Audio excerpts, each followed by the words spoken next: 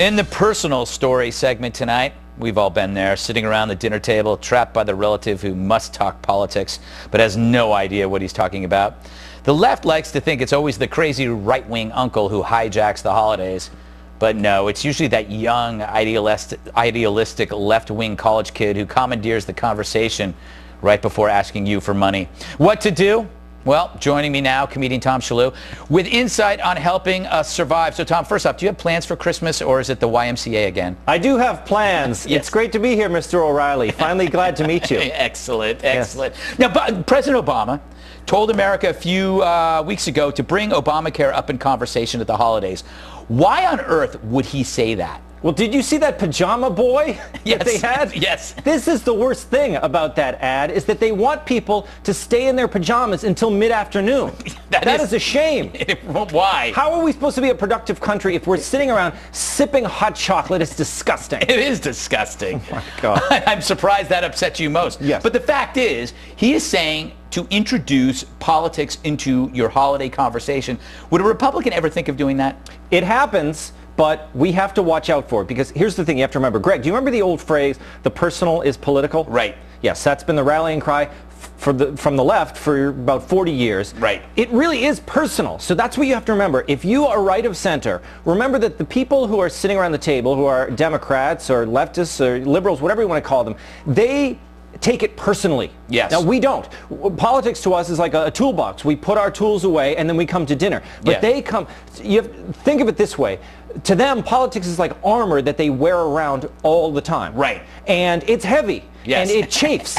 And it makes them irritated. Yes. And so when you bring up politics, they immediately, their armor comes up. They're like Transformers, you know? So you say something about Obamacare and they're like, and the guns come right out at you. That's so true. And we're not ready because our tools are in the closet. Yeah, exactly. Yeah. And if you actually bring up something that you saw on Fox News, they get very angry. Yes. Well, I have some phrases. Yes. These are phrases. If you want to stay engaged, you don't have to lie to them. Right. You don't have to agree with their democratic policies. But you can say things like this. When they say something, you say, "That's interesting. I hadn't heard that."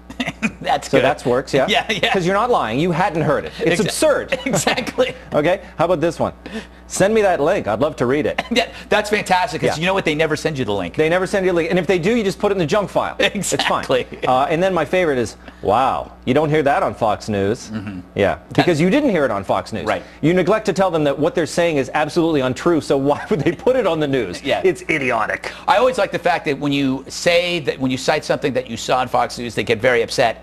And you ask them if they've ever watched it, Fox News. They never have. No, yes. Unless sometimes they have a few drinks. Yeah. This is what happens around the holidays. They sit around and they kind of hate watch Fox News. Yes. You know, they watch it just to get their ire up. That's what happens. That's what these Transformers do. Do you ever talk politics? Or do you stay away from it completely? I do stay away. I like to, like I said, you like to listen, and I nod my head a lot. Yeah. And I say, well, that's interesting. That's an interesting perspective, you know? Because the thing is, you're not going to sell anyone. You try to change people's minds, and like the Obama boy in his pajamas, they think they're going to change minds around the holidays, and they're not. Yeah. So why bother? Yeah. So, you know, you can just say to them, if they call you names, sometimes they get personal, and if they say, you know, you're racist, then you just, you know, you kind of compliment the food. You say, like, you know, well, you know, if being racist means I love your pumpkin pie, then I'm guilty. That's a very interesting way of going around it. Exactly. Generally, if somebody calls me racist around the dinner table, I punch them. No. Just compliment whatever food they brought. Yes. Just say, well, you know, I may be racist, but I love Brussels sprouts. Do you know what the best thing to do is when you're sitting there and you've got TV on, football on, while they're talking politics, you just start turning up the TV. You don't say anything, you just start turning up so you can't even hear them. You know what I do? What? I turn up the TV, and then with my back, I turn down the dimmer of the lights, so eventually you're just in a dark room with a loud TV. That's fantastic. Tom, thank you. Have a good Christmas or whatever you celebrate. Directly ahead, the true story behind a new movie about heroism, courage, and survival after a daring Navy SEAL mission goes horribly wrong. We'll talk to the real, actual lone survivor when The Factor returns.